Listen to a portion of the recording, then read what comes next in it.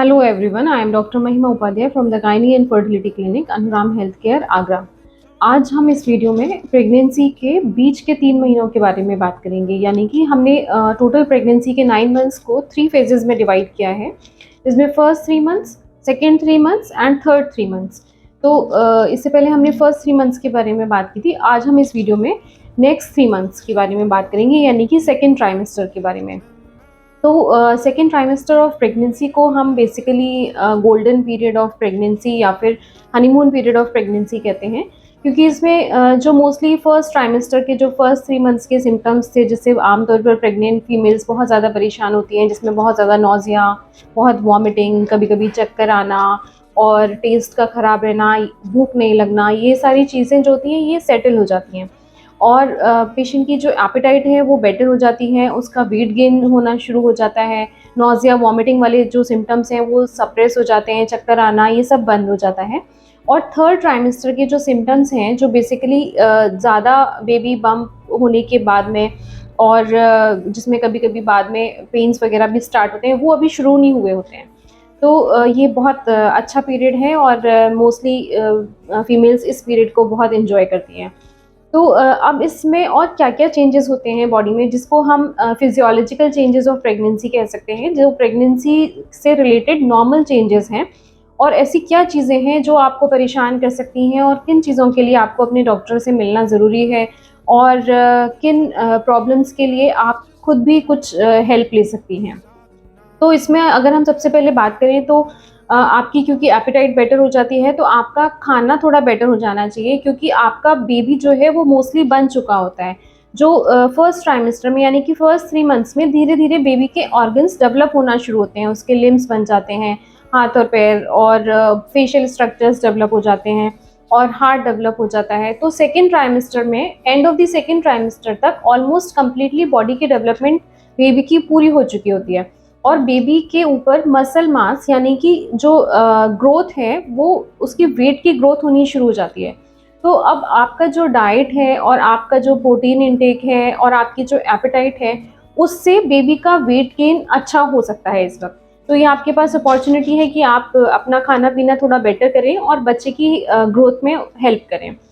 तो ये तो एपेटाइट के बारे में है। अब फिर उसके बाद आपकी बॉडी में क्या चेंजेस होते हैं। तो जैसे कई बार क्या होता है कि बहुत सारे पिगमेंटेशन स्टार्ट हो जाता है स्किन में, जिसमें इस फेस पर जो चीक बोन्स होती हैं उस पर पिगमेंटेशन हो जाता है, जिसको हम मेलाज्मा कहते हैं।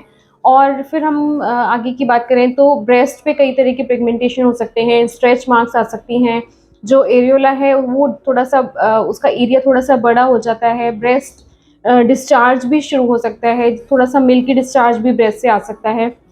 तो इसमें कोई घबराने वाली बात नहीं है, ये सब नॉर्मल है। इसके अलावा आपके एब्डोमेन पे, यानी कि आपकी बेली पे, आपकी नेवल से लेकर अम्बिलिकस से लेकर नीचे तक, टमी के नीचे वाले पोर्शन तक एक डार्कनिंग ऑफ द लाइन हो जाती है, जिसको लीनिया नाइग्रा कहते हैं। उसके अलावा आपकी बॉडी पर, आपकी टमी पर, क्योंकि बेबी की ग्रोथ की वजह से थोड़ी सी स्ट्रेचिंग होने लगती है, बेबी बम्प दिखाई देने लगता है, तो स्ट्रेच मार्क्स भी आ सकते हैं। तो स्ट्रेच मार्क्स क्यों आ जाते हैं, ये बहुत कॉमन क्वेश्चंस होता है बहुत सारी फीमेल्स का, और हम इसको कम करने के लिए क्या कर सकते हैं। तो स्ट्रेच मार्क्स आने का रीज़न ये है कि जब आपकी बेबी का ग्रोथ होता है, यूट्रस की साइज़ बड़ी होती है, तो उसके ऊपर जो ओवरलाइंग स्किन है, जो आपके एब्डोमेन की स्किन है, वो थोड़ी थोड़ी उससे ब्रेक हो जाती है, डर्मिस के लेवल पर स्किन की ब्रेकिंग हो जाती है, जिसकी वजह से स्ट्रेच मार्क्स बनते हैं। तो आप इसको कम करने के लिए बहुत ज़्यादा कुछ इसमें हेल्प नहीं कर सकते, बट स्टिल आप कुछ चीज़ें कर सकते हैं, जैसे टमी को पूरा, अपनी बेली को मॉइस्चराइज्ड रखें, और कुछ थोड़े बहुत कॉस्मेटिक्स आते हैं मार्केट में, उनको आप यूज़ कर सकते हैं। और इसके अलावा जिनका जो, ये बहुत कुछ इस बात पे भी निर्भर करता है कि जो स्किन की टोन कैसी है, जिसकी इलास्टिक स्किन होती है, यानी कि स्ट्रेचेबल स्किन होती है, उसमें स्ट्रेच मार्क्स आने के चांसेस थोड़े कम होते हैं, और जिनकी स्किन थोड़ी इलास्टिक नहीं होती, थिन होती है, उसमें स्ट्रेच मार्क्स थोड़े ज़्यादा आते हैं। तो आप इस वक्त सेकेंड ट्राइमेस्टर से अपनी बेली पर ये कुछ तरह के जो क्रीम्स हैं, मॉइस्चराइजिंग एजेंट्स हैं, जिसमें आप सिंपली कई बार कोकोनट ऑयल भी यूज़ कर सकते हैं, घी भी यूज़ कर सकते हैं। इस तरह की चीज़ों को आप अप्लाई करके इनको थोड़ा हद तक कम लेवल पर रख सकते हैं, लेकिन इनको पूरी तरह रोका नहीं जा सकता। तो अब इसके बाद स्ट्रेच मार्क्स के बाद आपको कई बार सेकेंड ट्राइमेस्टर में बैक पेन की प्रॉब्लम शुरू हो जाती है। तो बैक पेन होना भी बिल्कुल प्रेगनेंसी रिलेटेड है, क्योंकि जो यूट्रस है उसका साइज़ बढ़ रहा है, बेबी का साइज़ बढ़ रहा है। तो जब भी आप उसका पूरा का पूरा प्रेशर आपकी स्पाइन के ऊपर होता है। तो इसको कम करने के लिए आप कुछ चीज़ें कर सकते हैं, जैसे कि आप सीधे ना लेटें, मोस्टली अपनी करवट से लेटें। लेफ़्ट साइड पर लेटना हमेशा प्रेफरेबल होता है। और इसके अलावा आप कुछ थोड़े बहुत वार्म बाथ कर सकते हैं। कुछ कभी-कभी कुछ पेन रिलीविंग एजेंट्स या ऑइंटमेंट्स होते हैं, उनको अप्लाई कर सकते हैं। तो ये कुछ चीज़ें हैं जो आपको इसमें हेल्प कर सकती हैं, और इसके अलावा आप कैल्शियम एंड विटामिन डी के सप्लीमेंट्स ले सकते हैं। तो उसके अलावा आप प्रेगनेंसी में कई बार कुछ वुमेन्स को यूरिनरी ट्रैक्ट इन्फेक्शंस होने के चांसेस बहुत ज़्यादा होते हैं। तो क्योंकि ब्लैडर पूरी तरह एम्प्टी नहीं हो पाता, यूट्रस और ब्लैडर की जो रिलेशन है, जो एनाटॉमिकल पोजीशन है, वो इस तरीके से है कि ब्लैडर जो है वो यूट्रस के आगे की तरफ है। तो जब यूट्रस की साइज़ बढ़ती है तो वो ब्लैडर के ऊपर ऐसे ओवरलाइंग पोजीशन में आ जाता है। तो वो उसको कंप्लीटली इवैक्यूएट नहीं होने देता, कंप्लीटली ब्लैडर एम्प्टी नहीं होता, तो जिसकी वजह से कई बार आपको यूरिन इन्फेक्शंस हो सकते हैं। और यूरिन इन्फेक्शंस को राइट टाइम पे डायग्नोज करना और उनकी स्क्रीनिंग करना और ट्रीटमेंट करना प्रेगनेंसी में बहुत ज़्यादा ज़रूरी है, क्योंकि इस तरह के कोई भी इन्फेक्शंस आपको प्री टर्म लेबर पेन्स दे सकते हैं। तो इसको कम करने के लिए आप यही कर सकते हैं कि अपना हाइड्रेशन प्रॉपर रखें, पानी ज़्यादा से ज़्यादा पिएँ, जल्दी-जल्दी आप यूरिन पास करें। तो पब्लिक टॉयलेट्स वगैरह ना यूज़ करें, जिससे आपकी इन्फेक्शंस होने के चांसेस थोड़े से कम हो जाएँगे। अब इसमें एक और प्रॉब्लम्स सेकेंड ट्राइमेस्टर में होता है, जैसे कुछ-कुछ फीमेल्स को वेजाइनल डिस्चार्ज का प्रॉब्लम होता है। तो वेजाइनल डिस्चार्ज का किस तरह का डिस्चार्ज को हम नॉर्मल बोलते हैं और कब वो नॉर्मल नहीं है और आपको अपने डॉक्टर से मिलना है। मोस्टली जो वेजाइनल डिस्चार्ज है, जो थोड़ा-सा म्यूकॉइड है और वाटरी है, वो हार्मोन रिलेटेड है। जो प्रेगनेंसी में जो हार्मोन्स हैं, वो इस डिस्चार्ज को बढ़ाते हैं, जिससे कि आपका वो जो डिस्चार्ज है वो यूट्रस के माउथ पर बैरियर का काम करता है। यानी कि कोई भी जो नीचे पेरिनियल इन्फेक्शंस हैं, जो वेजाइनल इन्फेक्शंस हैं, वो आपके बेबी तक नीचे से ना पहुंच सकें, उसके लिए वो ये डिस्चार्ज म्यूकस बैरियर का काम करता है, प्लग का काम करता है। तो इस तरह के कोई भी डिस्चार्जेस नॉर्मल हैं, लेकिन अगर आपको कुछ कर्डी वाइट डिस्चार्ज हो रहा है, या ग्रीनिश डिस्चार्ज है, या कुछ स्मेल है, या एक्सेसिव डिस्चार्ज है, या एकदम वाटरी डिस्चार्ज है, इस तरह की कोई भी डिस्चार्जेस नॉर्मल नहीं है, और इसके लिए आपको अपने डॉक्टर से ज़रूर मिलना चाहिए। अब सेकेंड ट्राइमेस्टर में एक और बहुत कॉमन प्रॉब्लम होती है कि पाइल्स का प्रॉब्लम हो जाता है, जिसको हेमरॉइड्स भी कहते हैं। एक्चुअली ये सारी जो जितनी भी चीज़ें हैं प्रेगनेंसी में, ये सब हार्मोन रिलेटेड, जो बॉडी के जो हार्मोन्स हैं प्रेगनेंसी के टाइम पे, उनका सारा का सारा फोकस इस बात पर होता है कि वो बेबी को यूट्रस के अंदर प्रोटेक्ट कर सके, उसको ज़्यादा से ज़्यादा ग्रोथ करने में हेल्प कर सके। तो क्योंकि पूरी बॉडी का ब्लड फ्लो है वो थोड़ा सा इंक्रीज़ हो जाता है, उसकी वजह से वैस्कुलरिटी इंक्रीज़ होने की वजह से ये जो पाइल्स वाला प्रॉब्लम हो जाता है। तो इसके लिए क्या कर सकते हैं आप कि पानी बहुत ज़्यादा पिएँ, फाइबर रिच डाइट लें। अगर आपको कॉन्स्टिपेशन का प्रॉब्लम हो रहा है तो तुरंत उसको सॉल्व करें, अपने डॉक्टर से मिलें। अगर बहुत ज़्यादा बार-बार आपको स्ट्रेन करना पड़ रहा है स्टूल पे, या कुछ ब्लीडिंग का प्रॉब्लम आ रहा है रेक्टम के थ्रू, तो इन सब चीज़ों के लिए तुरंत आपको अपने डॉक्टर से मिलना है। और ऐसा करके आप अपना ये जो पाइल्स का प्रॉब्लम है और हेमरॉइड्स का प्रॉब्लम है, इसको थोड़ा-सा कम कर सकते हैं। कुछ फीमेल्स को कंप्लेन होती है कि बहुत नेज़ल ब्लॉकेज का प्रॉब्लम होता है, कि नोज़ बार-बार ब्लॉक होती है। तो ये भी इसी वजह से होता है, क्योंकि वैस्कुलरिटी बढ़ जाती है, जो म्यूकस मेम्ब्रेन है नोज़ में, वो थोड़ी-सी कंजेस्टेड हो जाती है वैस्कुलर होने की वजह से, जिससे आपको कंजेशन जैसा लगता है, नेज़ल ब्लॉकेज जैसा फ़ील होता है। तो इसके लिए आप कुछ स्प्रे हैं मार्केट में, वो यूज़ कर सकते हैं।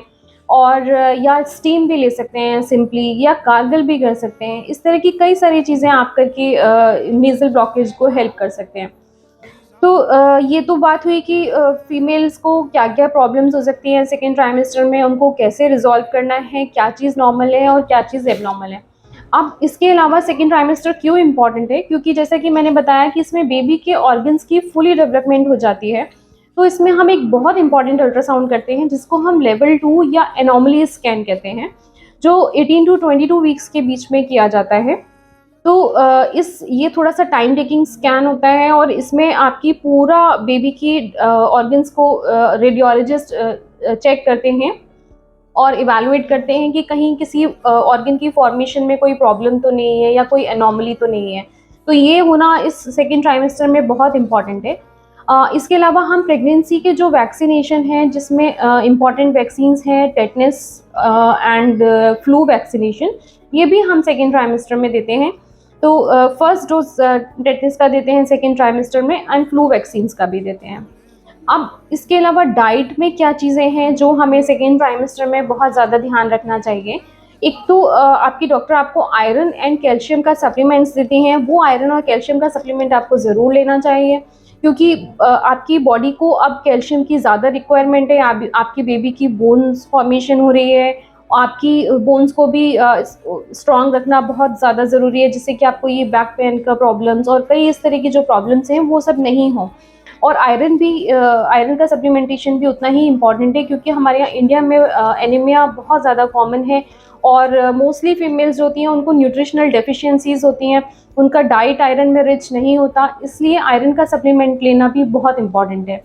आप अपनी डाइट में प्रोटीन इंक्रीज़ करिए। जो वेजिटेरियंस हैं वो पनीर खा सकते हैं, चीज़ ले सकते हैं और पल्सेस ले सकते हैं, अंकुरित दालें खा सकते हैं, और जो नॉन वेजिटेरियंस हैं वो थोड़ा सा मीट भी ले सकते हैं, जिससे उनका जो प्रोटीन का जो रिक्वायरमेंट है वो कंप्लीट हो।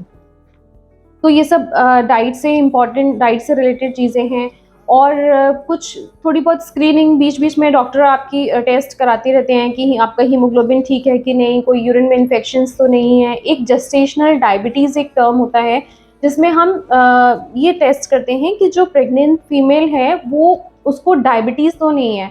यानी कि जो बहुत सारी फीमेल्स होती हैं जिनका फैमिली हिस्ट्री है डायबिटीज़ का, और जिनको पहली प्रेगनेंसीज़ में भी डायबिटीज़ हुई थी, वो किसी मेडिसिन्स पे थी या इंसुलिन पे थी, तो उन सबको हम स्क्रीन करते हैं कि इस प्रेगनेंसी में भी कहीं उनको डायबिटीज़ होने की चांसेस तो नहीं है। तो 24 टू 28 वीक्स का जो टाइम होता है वो ये स्क्रीन करने के लिए मोस्ट इम्पॉर्टेंट टाइम है, क्योंकि बॉडी के जो हीमोडायनामिक्स है और जो फिजियोलॉजी है वो इसी हिसाब से चेंज होती है कि उस वक्त शुगर्स की डिरेंज होने के चांसेस ज़्यादा होते हैं। तो उसको स्क्रीन करती है आपकी डॉक्टर, और अगर रिक्वायर्ड होता है तो उसके अकॉर्डिंग आपको डाइट एडवाइस या मेडिसिन्स या जो भी रिक्वायरमेंट होगी उसके अकॉर्डिंग वो आपको अवेलेबल कराते हैं। तो ये सब इम्पॉर्टेंट चीज़ें हैं सेकेंड ट्राइमेस्टर के बारे में। अगर आपको कुछ क्वेरीज़ हैं या कुछ और जानना चाहते हैं या कुछ और आपकी सफरिंग्स हैं, तो आप हमें इनबॉक्स कर सकते हैं। Thank you.